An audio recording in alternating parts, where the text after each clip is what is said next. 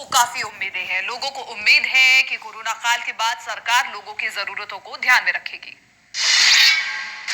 मैं इस समय मौजूद हूँ राजधानी लखनऊ के शर्मा टी स्टॉल पर। आम लोगों के लिए क्या खास होगा, लोग क्या उम्मीद लगा रखे हैं, देश इस कोरोना काल में इस बजट से क्या उम्मीद रखते हैं, हम जानते हैं। सर, क्या नाम है आपका और इस बार मोदी सरकार का दूसरे? मेरा नाम प्रवीण कुमार सिंह है।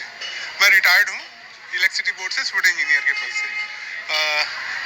मैं रिटायर्ड आदमी हूँ, तो हम लोग तो रिटायर्ड की बात पहले करते हैं कि हमारे रिटायर्ड लोगों के ये पहले तो हमारा डीए फ्रीज है। दूसरी बात क्या है कि रिटायर्ड लोगों को कोई सुविधा तो है नहीं, रिटायर्ड के नाम पर कोई सुविधा नहीं, जबकि रिटायर्ड आदमी जो होता है वो बीमार आदमी होता है, उसको मेडिकल असिस्टेंट, मेडिकल एक और असिस्टेंट एक ज़रूरत पड़ती है। उसको बजट में सुविधा दी जाए, उसको बजट में जो है उसको किया जाए कि ताकि वो उसको एक असिस्टेंट हेल्प मिल सके। और उसको क्या होता है, तनख्वाह भी कम हो जाती है, पेंशन मिलती है, पेंशन में जीता है। तो सबसे पहले मैं मोदी जी से ये प्रार्थना करूंगा कि वो रिटायर्ड लोगों के इस पर ध्यान दें। जी बिल्कुल। बजट पेश हो रहा है, आप क्या उम्मीदें रखते हैं? देखिए, घरेलू उपकरण भी है, जो सर्विस टैक्स होता है, जो सर्विस के लोग होते हैं सैलरी में टैक्स भी छूट मिलती है, घरेलू चीजें हैं, कारोबार है, क्या उम्मीद लगा रखते हैं, देश क्या उम्मीद करता है इस बजट से? तो इस बजट में जो प्राइवेट सेक्टर के लोग हैं उनको जो भी टैक्स पे करना पड़ता है तो उस पर ध्यान देना चाहिए।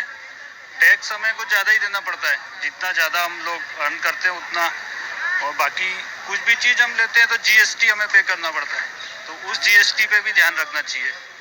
कुछ भी इक्विपमेंट हम सही करने जाते हैं, कार खरीदते, मोबाइल खरीदते, तो बिल्कुल प्राइवेट सेक्टर में आपका कहने का मतलब है कि टैक्स में कुछ। मैडम, घरेलू उपकरण सबसे महत्वपूर्ण चीजें हैं, क्योंकि देश दुनिया कहीं से भी शुरुआत होती है घर से शुरू होती है। आपको क्या क्या उम्मीदें लगा रखे हैं इस मोदी के बजट में? वैसे तो मैं प्राइवेट जॉब में हूँ, लेकिन ये जो एक जीपीएफ फंड एक हमारे इनकम में रहता है, उसको 5 इयर्स से ना घटा के मतलब 1 और 2 इयर्स कर देना चाहिए। क्योंकि क्या होता है कि हम लोग फ्रिक्वेंटली जॉब स्विच करते हैं 2-2 3-3 साल में कॉन्ट्रैक्ट बेसिस पे, तो उसमें क्या होता है हमारा जीपीएफ फंड चला जाता है, तो गवर्नमेंट को उस पर जीपीएफ फंड पे सोचना चाहिए। जी मैडम, क्या नाम है आपका और आप क्या? जी मैं एडवोकेट हूँ।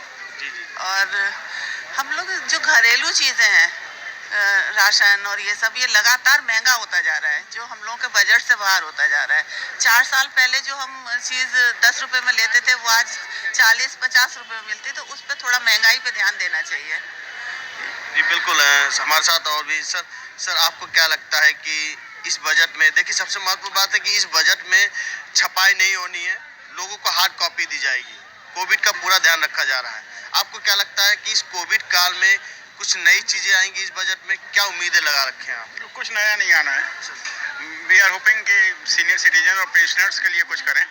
और जब हम लोग रिटायर हुए थे तो रेट ऑफ इंटरेस्ट 10% था, आज घट के 6% रह गया है, तो जीना दूभर हो रहा है। उसके लिए कुछ सीनियर सिटीजन के लिए स्पेशली उनको कुछ बेनिफिट्स या वो करने चाहिए। एंड टैक्सेशन की जो पोजीशन है वो भी बड़ी गलत है, उसको भी सही करना चाहिए। और जितने भी आइटम हैं हमारे हिंदुस्तान के, सबको जीएसटी के लेवल में लाएं। पेट्रोल और डीजल और ये सब जो इतना महंगा हो गया है, इस पर कंट्रोल होना चाहिए। जी बिल्कुल। देखिए, हमारे साथ और भी मौजूद हैं।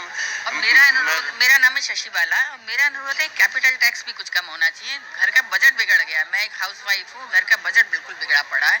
गैस बढ़ती जा रही है, पेट्रोल की कीमत बढ़ती जा रही है, रेंट ज़्यादा देना पड़ता है, कैपिटल टैक्स बचना चाहिए। तो कहीं ना कहीं इस मोदी सरकार में तमाम लोग उम्मीदें लगाए रखे हैं। यहाँ पर और भी लोग हैं, हम इनसे जानते हैं। भाई साहब, क्या नाम पड़ेगा आपका? और आपको पता ही है कि 1 फरवरी को बजट आना है। महत्वपूर्ण बात है कि पहले फरवरी के लास्ट में बजट आता था, इस बार फरवरी पहले ही बजट आ रहा है।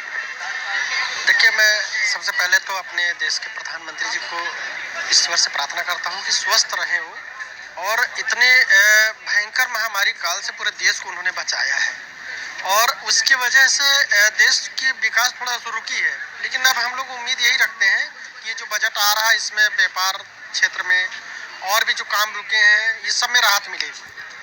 तो इस बजट से हम लोग तो सब लोग बेहद खुश हैं, पूरे देश में खुशी है कि जो हम लोग का काम रुका है, जो विकास की गति रुकी है, उसमें राहत मिलेगी। हमारे साथ कुछ युवा भी यहाँ पर मौजूद हैं, इनसे जानते हैं कि आप देखिए कि बिल्कुल आपको बताना चाहेंगे कि आप देख सकते हैं कि हजरतगंज चौराहे के टी स्टॉल पर आप यहाँ पे पूरी भीड़ देख सकते हैं कि यहाँ पर आपको बता दें कि इसको कहा था मॉर्निंग पॉइंट कहा जाता है। यहाँ पर सैकड़ों की तादाद पूरे राजधानी लखनऊ के लोग यहाँ पर एकत्रित होते हैं। सबसे महत्वपूर्ण बात है कि इस बजट का जो बजट फरवरी माह में पहले पेश किया जा रहा है, सबसे महत्वपूर्ण बात है इस बजट में जो बजट फरवरी के लास्ट में पेश की जाती थी वो फरवरी के शुरू में ही पेश की जा रही है।